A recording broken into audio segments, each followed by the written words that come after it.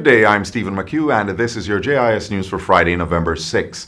A comprehensive intervention package for farmers affected by the recent heavy rains is now being finalized.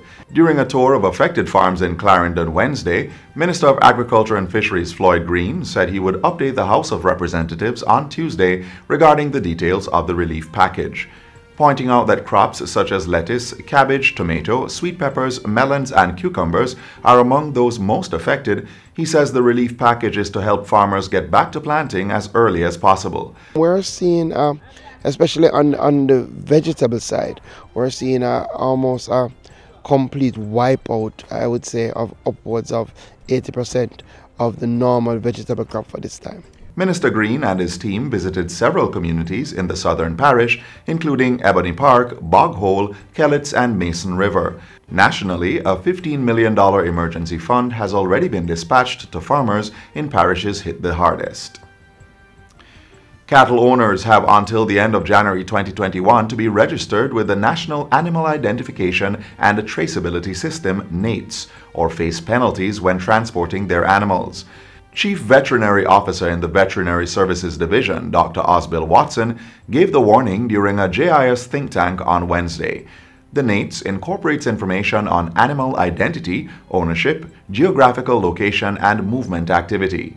Ear tags are affixed to the animal, and a movement document, referred to as the cattle passport, is issued to the owner. It contains the same identification number as that on the ear tags. This must accompany the animal when being moved from one location to another. Dr. Watson is appealing to all cattle owners to take advantage of the free registration process that is being offered at this time. This is something that the government has implemented for the good of the nation, in terms of food safety, in terms of animal health. And the good thing is that it is at no cost to you right now. It's at no cost to the farmer. We want to implement something that will benefit all of us at no cost in the first instance. So let us maximize the use of it to the benefit of the nation. In other news, Jamaicans are being encouraged to get the flu vaccine to protect themselves against the ill effects of the influenza virus. Minister of Health and Wellness Dr. Christopher Tufton made the call as he announced that there were 23,000 doses available for high-risk groups free of cost. The priority for this vaccine would be healthcare workers initially, pregnant women, children over 6 months with chronic illnesses, non-health frontline workers such as the police officers, army, correctional services, customs, and immigration officers, and transport operators. Institutionalized persons, those in the infirmaries, nursing homes, and the elderly, 65 years and older, and those with chronic illnesses. Dr. Tufton made the statements at a recent COVID-19 Conversation press briefing.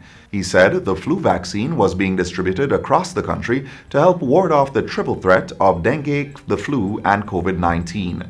The sentiment was echoed by Director of Family Health Services in the ministry, Dr. Melody Ennis. It's important to receive this vaccine because during this time, it will, one, shorten the duration of any flu-like illness that you may get.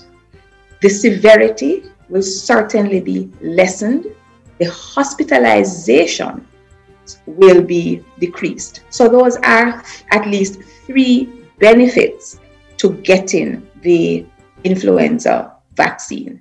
We should also be mindful that we can get the flu and COVID together. The flu season begins in November of each year and extends to March, but can also run from October to May. Minister of Tourism Edmund Bartlett is hailing the decision by the United States Center for Disease Control and Prevention, CDC, to lift its no-sail order for ships in U.S. ports. The cruise industry has basically been closed since March due to COVID-19 outbreaks on a number of vessels, and Minister Bartlett says this move by the CDC is a step in the right direction. He says it will take some time for full normality to return to the cruise industry, but countries can now fast-track their preparations to meet all the expected protocols that will be required. In addition to lifting its no-sail order, which would have expired on October 31, the CDC also released a list of detailed requirements that could put ships back in operation in the coming months. It includes strict conditions for both the cruise lines and their island partners, such as Jamaica. The tourism minister says the CDC has put the onus on cruise companies to prove that their COVID-19 protocols are working, with specific testing requirements and trial runs before passengers can return. In addition, operators will have to enter into written agreements with landside medical facilities to treat any affected passengers. And finally, the National Works Agency is advising motorists to exercise caution while using the roadways and to be cognizant that service conditions may have deteriorated during rainfall over the last couple weeks.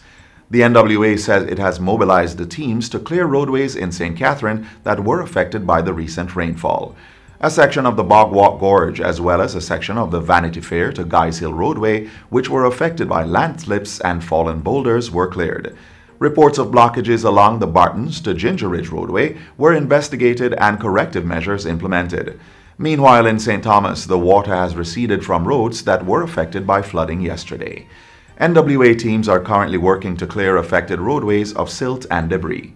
In Portland, landslips are being cleared at Alligator Church Bridge to Bellevue and at Clear Spring, while a team was mobilized to remove fallen rocks at Blue Hole in the parish. And that's it for JIS News Today. I'm Stephen McHugh. Thanks for watching.